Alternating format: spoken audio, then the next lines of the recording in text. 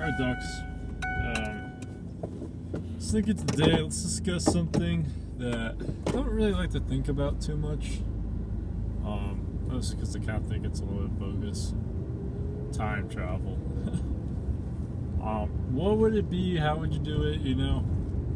Now, basically, in short, I'm pretty sure time travel is impossible. You know, I think. Yeah, I'm pretty sure it's impossible. You know, I mean, because like, what would you need to time travel? You know, I guess you would need to undo steps that have already been done, and you know, like the universe just doesn't work that way. Like, the reason these steps were done is because, you know, because of the rules of the universe. You know, these things happen. So they don't happen the other way. It's just weird. Yeah, it doesn't make sense. There's no incentive, or, you know, there's no reason things go backwards, you know? It's like, you know, when you push on your car, it goes forward, like gas pedal, it goes forward, it doesn't go backwards. So, yeah, basically the way I see it. Because what you need to do is you need to revert things to like a different state. So I think in any classical sense, it's basically impossible. However, I do think you can do something that is so close to time traveling, it might as well be time travel. And this involves the simulation theory. And so the basic idea is that, you know, if you live in a simulation, that's all code and stuff. Theoretically, you know, like if you make it analogous to like a video game, you can load up, you know, an old save in the video game, and you basically are at a previous step. So I think theoretically you could probably do that. But you could like change, you know, because you're part of the save, you could change things you wanted, do it. But you know, if we are in a simulation, you're probably not going to leave it unless they want to take you out of it. You know, whoever they are. Which they probably don't want to, because you're still here. So, well, then what do? You know, let's say still on time travel. Well, then what you could do is you could create a new simulation in your universe, but you're simulating your universe, and then you go back to the point you want to, and voila, time travel. Kind of. Your universe still goes on normally, right? You did it with that whatever you wanted to, but you made a new universe that's indistinguishable from your own universe. You went there, changed like a few fundamental things, and now you're where you're at. So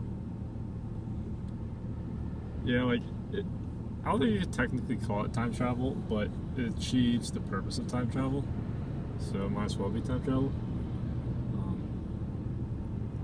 Inventing the past, you know.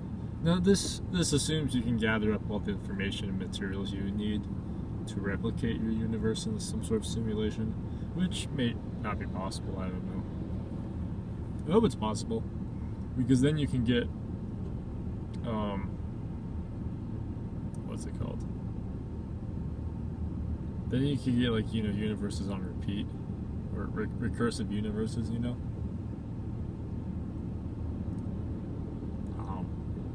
So then, like, let's say the universe has like a finite age, and you can simulate time at a faster speed, you know? Then you can asymptotically extend the relative life of the universe as long as you want, really. Assuming those conditions hold true. I don't know, though. It's too hard to tell. I mean, we're probably wrong about a lot of things. Like, I'm pretty sure we have no good theories on dark matter. Well, maybe not no good theories, but I don't think many people.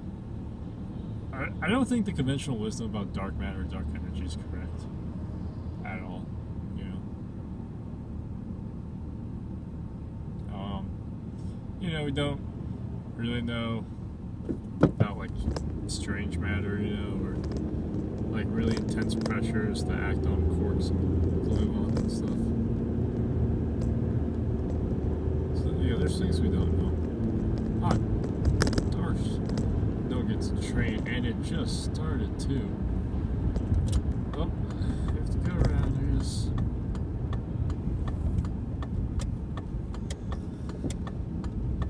Tis of life in America. I mean, every time you see a train, you know, it's probably like, hey, new stuff's here. Although you're probably not using a lot of stuff. You know, trains are good for like bulk items, you know. I think that's where they really accelerate shipping. Because you can like, you know, you can put like all off manufacturing near like a train. And then train yard or something. I don't know. I don't think we tend to use them for like niche items. I mean, you can. But that means you have to unload a train cart versus, you know, something like coal or especially like a liquid unloads really fast.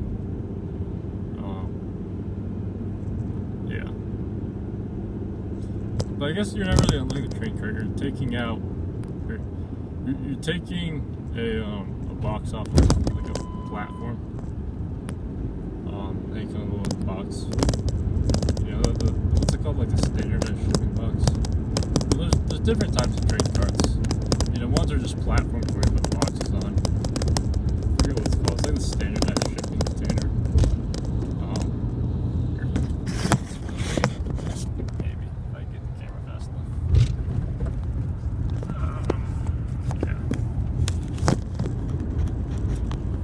Yeah, so you got like a standardized shipping container.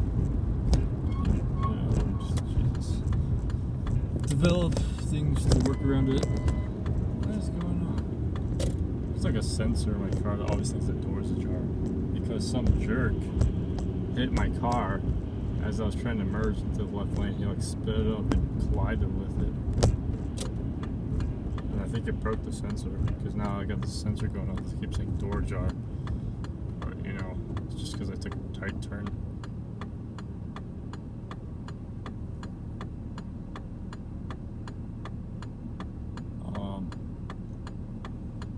Yeah, so I think people should generally be happy when they see a train. Well, I mean, obviously it's inconvenience if, you know, train's in your way. But if it's not in your way, then it's pretty awesome. Because you use a lot of stuff on trains, you know. I don't think a lot of people understand where their stuff comes from. And I find that hugely problematic. Because, you know, they vote on decisions that impact where their stuff comes from. Like, you see this a lot with, like, housing especially.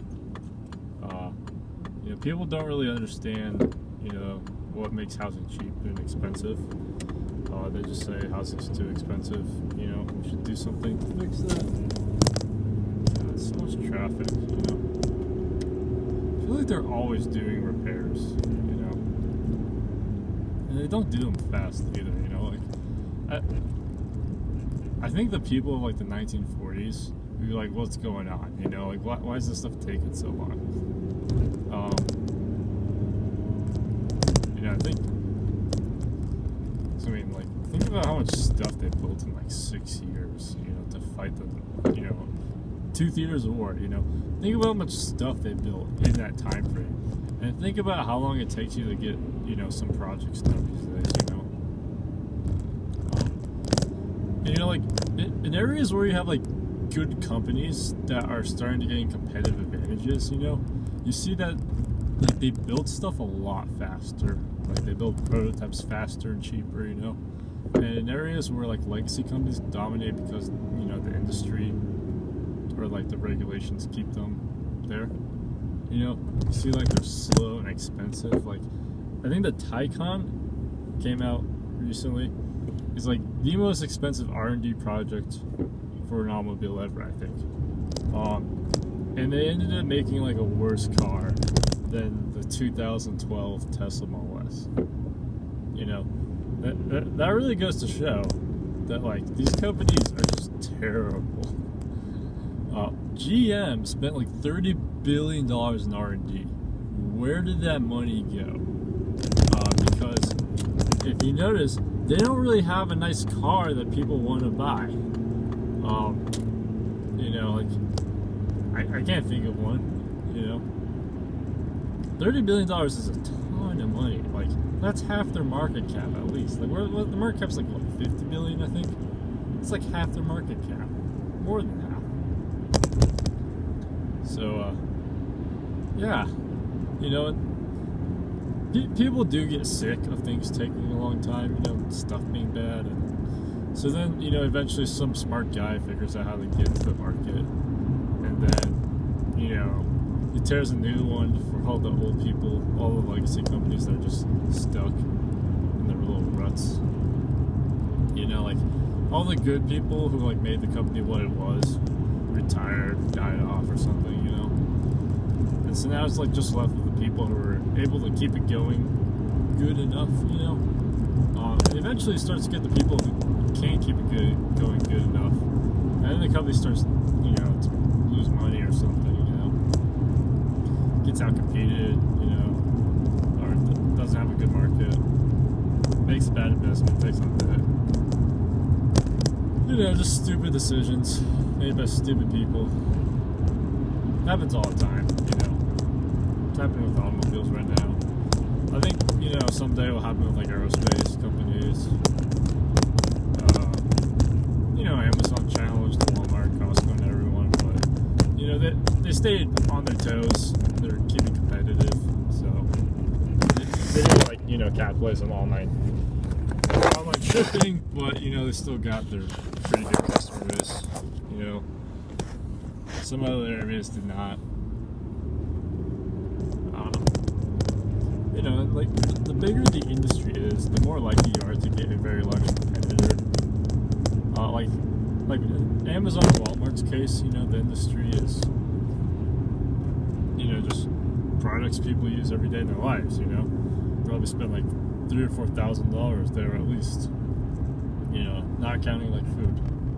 Actually, yeah, might be under a few $1,000 not counting food, but, you know, you have to buy their stuff, or you want to buy their stuff because it's cheapest there, you know. Pretty big market. You know, housing market's also pretty big. Probably the most expensive item most people buy. So you'd expect to see more competition there. But guess what? We have the most crony real estate people ever. I mean, I think, like, the one area of the U.S. economy that we should rid from corruption is probably, like, the New York City housing or real estate development. It's probably, like, one of the most corrupt areas of our economy.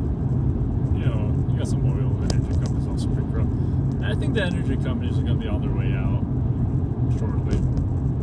You know, like, I don't think Exxon will make it 20 years or more.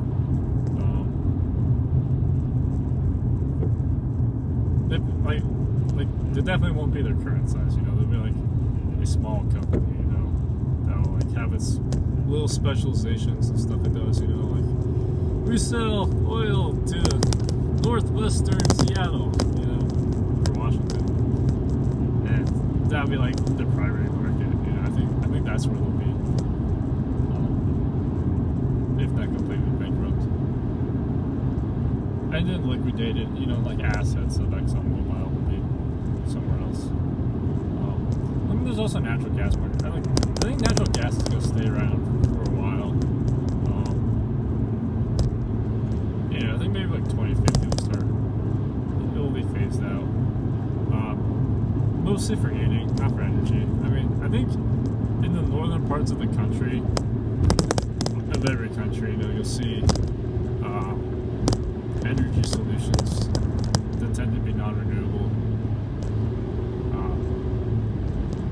Yeah, but I think, you know, for, like, especially in places like California and Texas, you know, I'm pretty sure they'll be like 95-99% renewable by 2050. I feel pretty confident in that prediction.